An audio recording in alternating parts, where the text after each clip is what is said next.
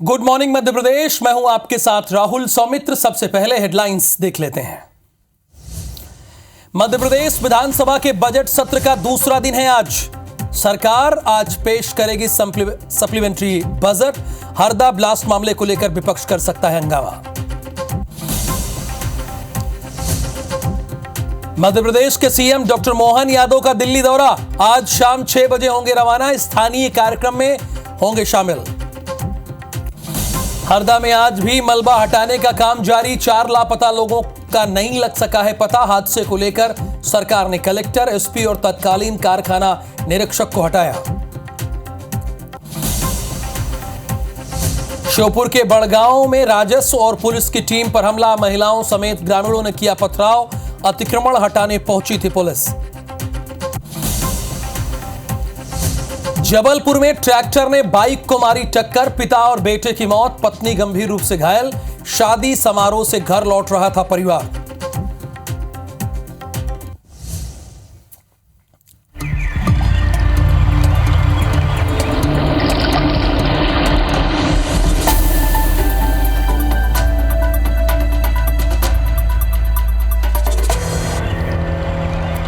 बात सबसे पहले होगी हरदा हादसे की।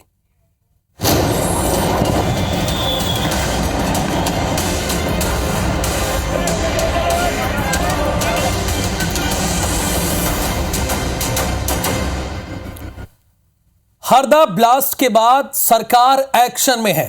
हरदा के कलेक्टर और पुलिस अधीक्षक को हटा दिया गया है। चूंकि इनकी लापरवाही थी, कलेक्टर ऋषि गर्ग को मंत्रालय अटैच कर दिया गया है और एसपी संजीव कंचन को पीएचक्यू में अटैच कर दिया गया है। कारखाना निरीक्षक नवीन कुमार बरवा निलंबित कर दिए गए हैं। हरदा ब्लास्ट में अब तक 12 लोगों की मौत हुई है। 200 से ज्यादा घायलों का इलाज अभी चल रहा है। हरदा, भोपाल और इंदौर में इनका इलाज चल रहा है। लापता लोगों का अब तक पता नहीं लगाया जा सका है।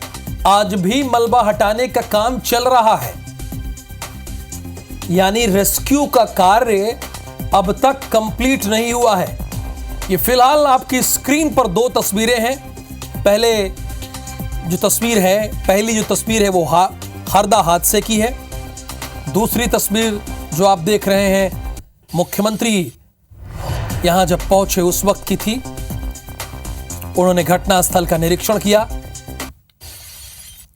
और अब एक्शन ये लिया गया है कि यहां के कलेक्टर, हरदा के पुलिस अधीक्षक यानी एसपी और कारखाना निरीक्षक, 2 को हटा दिया गया और 1 को निलंबित कर दिया गया।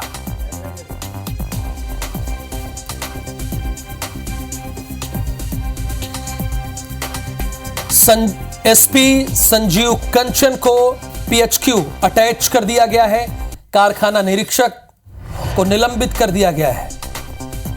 देखिए, चूंकि पहली जिम्मेदारी तो कलेक्टर की होती है। अगर जिले में कुछ भी हो रहा है उसके बाद उसकी जिम्मेदारी होती है जिसकी निगरानी में वो विभाग आता है। तो फिलहाल 3 बड़े अधिकारियों को सरकार ने हटा दिया है उनके पदों से। हरदा ब्लास्ट के 3 आरोपियों की कोर्ट में पेशी हुई है। राजेश अग्रवाल, सोमेश अग्रवाल और रफीक खान, इनकी पेशी हुई। इनमें से रफीक को और राजेश को जेल भेज दिया गया सीधे, क्योंकि इसके पहले भी ये फंस चुके हैं। लेकिन सोमेश अग्रवाल को पुलिस रिमांड पर रखी है, क्योंकि सोमेश अग्रवाल के जरिए कई राज बाहर आ सकते हैं, पुलिस को लगता है। इसीलिए पुलिस ने सोमेश अग्रवाल को रिमांड पर लिया है और बाकी को 2 यानी राजेश अग्रवाल और रफीक खान को जेल भेज दिया गया है। हरप्रीत कौर रीन इस वक्त हमारे साथ लाइव जुड़ी हैं। हरप्रीत कौर रीन, बड़े अधिकारियों को निलंबित कर दिया गया, हटा दिया गया है। और दूसरी बात, तीनों जो बड़े अधिकारी थे वो तो हटे ही हैं, लेकिन जो आरोपी थे उनमें से 1 को रिमांड पर रखा गया है। कुछ सामने आई, उससे पूछताछ में कुछ बातें आई। अपडेट क्या है वहां का, आप बताइए हमारे दर्शकों को।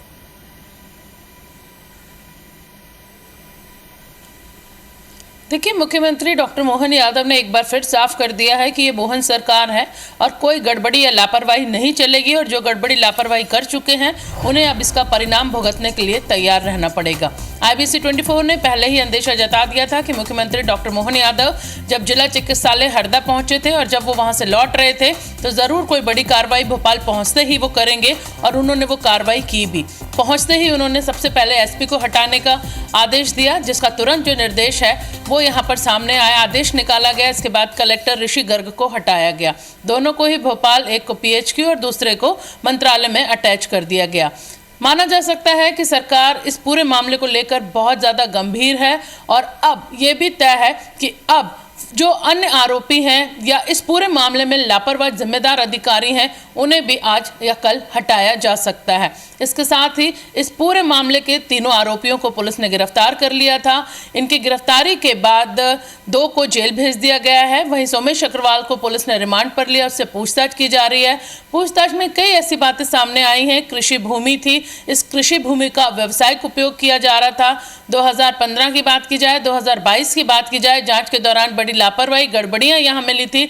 तमाम तरीके की अवैध चीजें यहां पर चलाई जा रही थी, जिनका परिणाम यहां पर लोगों ने देखा है। इतने लोगों की जान इस हादसे में गई है, लेकिन उसके बावजूद यहां पर इसे स्टे मिलने के बाद भी यहां पर जो काम था वो जारी था। तो फिलहाल कई ऐसे खुलासे हैं कि कृषि भूमि है, लाइसेंस 1 था, उस पर 3 काम यहां पर किए जा रहे थे। अलग अलग जगह काम हो रहा था। भंडारण जहां पर किया जाना था वहां पर ही बारूद रखा हुआ था। कई तरह की ऐसी जो खामियां हैं वो सामने आई हैं। SP को हटाने की वजह हम अपने दर्शकों को बताना चाहेंगे कि जब घटना के दिन ही मंत्री उदय प्रताप सिंह यहां पर पहुंचे थे तो SP ये जवाब नहीं दे पाए थे मंत्री के सवाल का कि आरोपी कहां है, आरोपी को क्यों अब तक गिरफ्तार नहीं किया गया। इसके बाद ही जो नाराजगी है वो मुख्यमंत्री तक इस बात की मंत्री उदय प्रताप सिंह की यहां पर पहुंची थी, जिसके बाद ये एक और एक्शन जो है बड़ा SP को हटाने का लिया गया।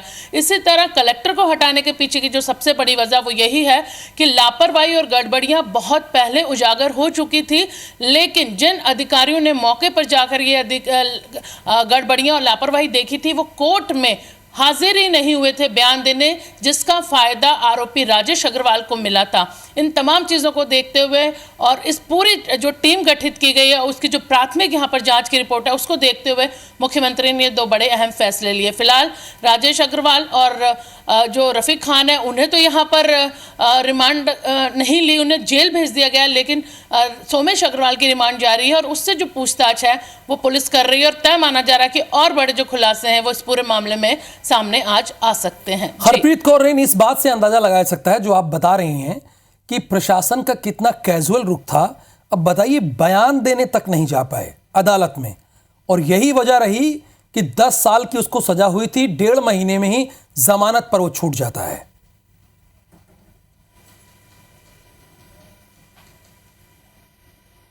बिल्कुल आपने सही कहा। ये तमाम जो लापरवाहियां थी इन्हीं का नतीजा ये निकला कि एक इतना बड़ा ब्लास्ट हुआ कि जिससे ना सिर्फ हरदा दहला बल्कि दूर दूर तक इसकी गूंज सुनाई दी। और लगातार जैसा कि हमने पहले भी बताया था कि एक MP का सबसे बड़ा रेस्क्यू ऑपरेशन यहाँ पर चलाना पड़ा। 180 से ज़्यादा एम्बुलेंस लगी, और अभी भी अपने दर्शकों को बताना चाहेंगे राहुल कि अभी भी वहाँ पर जो ऑपरेशन है वो जारी है। हालांकि ये ऑपरेशन अब मलबा हटाने का है, सुलगती हुई जो चिंगारियाँ हैं उन्हें यहाँ पर बुझाने का है, लेकिन उन जिंदगियों का क्या जो इस दुनिया से रवाना हो चुकी हैं और पीछे दुखों का पहाड़ अपने परिजनों के लिए छोड़ गई हैं।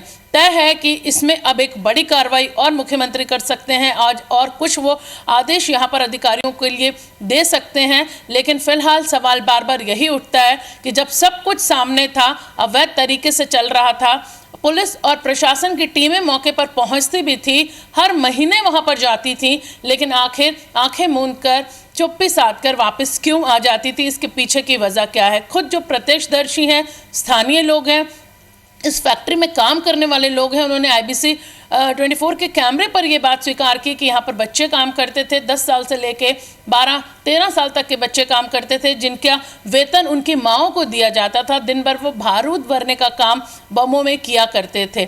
लेकिन इन तमाम चीज़ों के सामने आने के बाद भी क्यों नहीं पुलिस और प्रशासन ने एक्शन लिया, जबकि मौके पर उन्होंने कुछ जो गड़बड़ियां मिली उन्हें। ये बहुत बड़ी लापरवाही थी पुलिस और प्रशासन की, इसमें कोई दो राय नहीं है, और ये बात कम से कम मध्य प्रदेश के आपने सामने रखी, कल ही इस बात को सामने रखा। और हालांकि मोहन सरकार ने यह बता भी दिया है कि यहां पे गलती बर्दाश्त नहीं की जाएगी। बहुत शुक्रिया हरप्रीत कौर ने इस पूरी जानकारी के लिए। अब हरदा से जुड़ी हुई दूसरी खबर है, उसका रुख कर लेते हैं। हरदा के पटाखा फैक्ट्री में हुए भीषण विस्फोट के बाद भी जिला प्रशासन नहीं चेता है। हरदा की तस्वीरें आप देख रहे हैं। ABC 24 की टीम हरदा में ब्लास्ट में हुए पटाखा फैक्ट्री के आरोपी राजेश अग्रवाल की एक और फैक्ट्री पर पहुंची, जहां हजारों जिंदा बम धूप में सूखते हुए मिले। हजारों जिंदा बम को आप देख भी रहे हैं, जगह जगह बारूद का ढेर मिला। आप अपने टीवी स्क्रीन पर पटाखा फैक्ट्री के भीतर की ये जो सुपर एक्सक्लूसिव तस्वीरें हैं वो आप देख रहे हैं। दूसरे चैनल ढूंढते रह गए, पाए नहीं। 2.5 एकड़ क्षेत्र में फैले इस फैक्ट्री को अब तक प्रशासन ने सील नहीं किया। हरदा में 5 किलोमीटर के दायरे में ऐसी 5 फैक्ट्रियां हैं। टीन के शेड में बारूद से पटाखा बनाने का काम चल रहा है। अच्छा सोचिए, हम यहां क्यों पहुंचे जरा बताइए।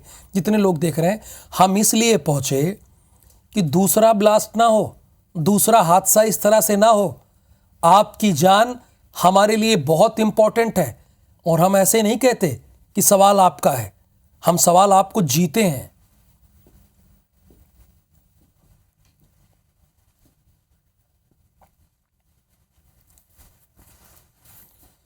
तो 2.5 एकड़ क्षेत्र में ये बम और बारूद की फैक्ट्री है।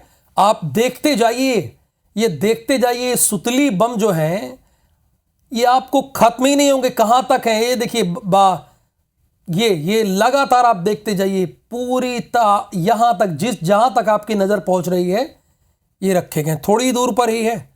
और हमारी संवाददाता हरप्रीत कौर यहां पहुंची और इन तस्वीरों को सबसे पहले आपके सामने रखा, दिखाया कि किस तरह से हरदा को संकट में डालने का ये लोग कार्य कर रहे थे।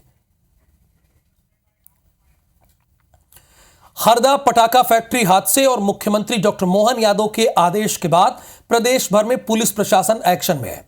प्रशासन की टीम ने बुधवार को इंदौर, छतरपुर, छिंदवाड़ा, हटा, शाजापुर, विदिशा, सिंगरौली, अलीराजपुर, खरगोन और रतलाम में छापेमार की कार्रवाई की। पुलिस प्रशासन की टीम इंदौर के तेजाजी नगर थाना क्षेत्र पहुंची और नियम के विरुद्ध संचालित 4 पटाखा गोदामों को सील कर दिया। देखिए, ये सिर्फ दिखावे के लिए ना करे जिला प्रशासन, ध्यान दीजिएगा। ये जितने भी जिला अधिकारी हैं और पुलिस अधीक्षक हैं, उनको ये मैसेज है कि अभी तो हादसा हो गया, अभी आप दिखाने के लिए कर दिए। ये तस्वीरें देखिए जरा, अभी आप दिखाने के लिए कर दिए। इंदौर, छतरपुर, छिंदवाड़ा, ये 10 तस्वीरें तो आप देख रहे हैं। 10 जिलों में ये तो कार्रवाई हुई है। ये आपको हमेशा करना है, ये रेगुलर एक्सरसाइज है। ये नहीं कि अभी हादसा हुआ आप एक्टिव हो गए, अलर्ट हो गए, ऐसे काम नहीं चलेगा।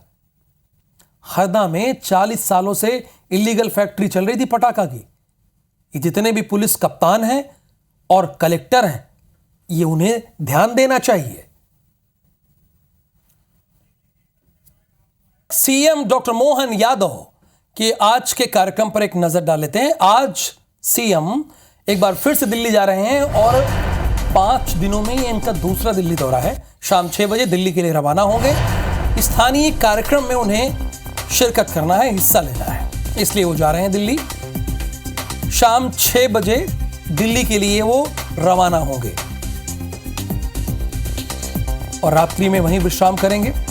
दिल्ली में स्थानीय कार्यक्रमों में कई कार्यक्रम लगे हुए हैं उनके, वहां उन्हें हिस्सा लेना है। अब आ जाते हैं बजट की बात कर लेते हैं। मध्य प्रदेश विधानसभा के बजट सत्र का आज दूसरा दिन है। आज विधानसभा में द्वितीय अनुपूरक बजट पेश किया जाएगा। विभागीय मांगों का यहां पर लेखा जोखा रखा जाएगा। वित्त मंत्री जगदीश देवड़ा रखेंगे मांगों का लेखा जोखा। ऊर्जा मंत्री प्रद्युम्न सिंह तोमर पेश करेंगे संशोधन विधेयक। हरदा विस्फोट के मुद्दे पर सदन में हंगामा होने के भी पूरे आसार दिखाई दे रहे हैं। तो आज दूसरा दिन है, छत्तीसगढ़ में चौथा दिन है और ध्यान दीजिएगा मध्य प्रदेश में आज दूसरा दिन है। वित्त मंत्री जगदीश देवड़ा आज पूरा लेखा जोखा रखेंगे। ये द्वितीय अनुपूरक बजट है, ध्यान रहना चाहिए कि द्वितीय अनुपूरक बजट है।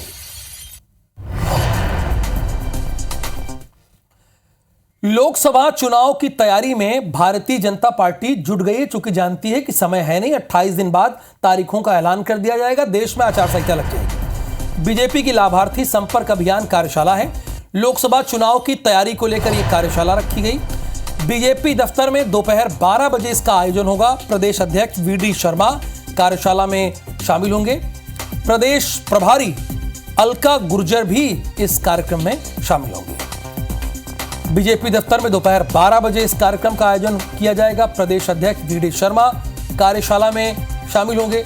लोकसभा चुनाव की तैयारी में भारतीय जनता पार्टी जुट गई। देखिए, हर दल बल्कि जुट गया है, क्योंकि सभी जानते हैं कि अब एक महीने का वक्त भी नहीं रह गया। अगर आप जोड़ेंगे घटाएंगे तो 28 दिन बचेगा। 28-29 दिन बाद चुनाव की तारीखों का ऐलान कर दिया जाएगा कि कब हमारे देश में इलेक्शन है, कहां कहां इलेक्शन है, कितने चरणों में इलेक्शन होगा, आम चुनाव होगा, इसका पता लग जाएगा।